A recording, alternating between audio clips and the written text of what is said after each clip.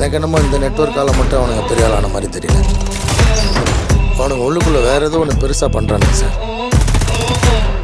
எனக்கு ஏன் நான் எங்கேயோ பார்த்த மாதிரி இருக்கு.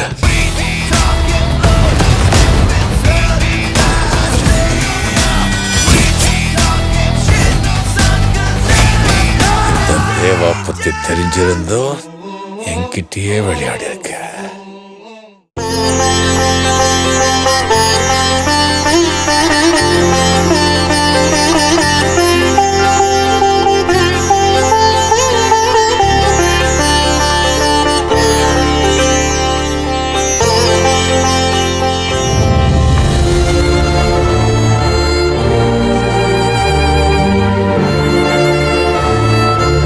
என்ன யோசிக்கிற கௌரி?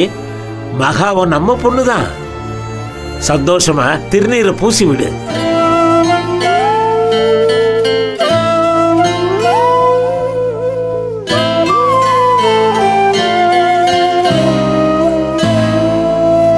ஏங்க, இந்த அண்டாவை வெளியில கொண்டு போய் வைக்கிறீங்களா? சரி. வாப்பா தூக்கு. வா. பாத்து பாத்து பாத்து மெதுவா.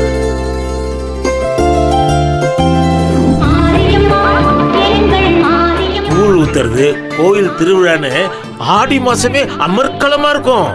ஆனா இதெல்லாம் ஏன் செய்யறோம், எதுக்காக செய்யறோம், இதுல எவ்வளவு நல்லது இருக்குன்னு பல பேருக்கு தெரியறதே இல்லை.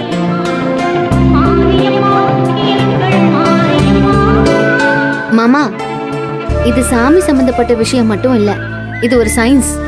ஆடி மாசத்துல வெக்கம் அதிகமா இருக்கும், காத்தும் ஜாஸ்தியா இருக்கும். அதனால நிறைய நோய்கள் பரவ வாய்ப்பு இருக்கு. ஓஹோ. அந்த நோயில இருந்து நம்மளை காப்பாத்திக்கதான் இந்த மாசத்துல வேப்பலை, மஞ்சள் இதெல்லாம் அதிகமா யூஸ் பண்ற மாதிரி பெரியவங்க ஏற்பாடு பண்ணிருக்காங்க. அதோட இந்த நேரத்துல ஜீரண சக்தியும் கம்மியா இருக்கும். ஆமாமா, அப்படித்தான் இருக்கு. எது சாப்பிட்டாலும் நெஞ்சிலே நிக்கிற மாதிரி இருக்குமா. அதுக்குதான் மாமா கூழ். இது ஈஸியா டைஜஸ்ட் ஆகுற சாப்பாடு. இதுல இவ்வளவு இருக்காமா? ஆமா, ஈஸியா நோய் பரவுந்தா இந்த மாசத்துல எல்லாரும் ஒன்னா கூடுற மாதிரி எந்த நல்ல காரியமும் பண்றது இல்ல. கோவில் திருவிழாக்கு கும்பல் கும்பலா போறாங்க.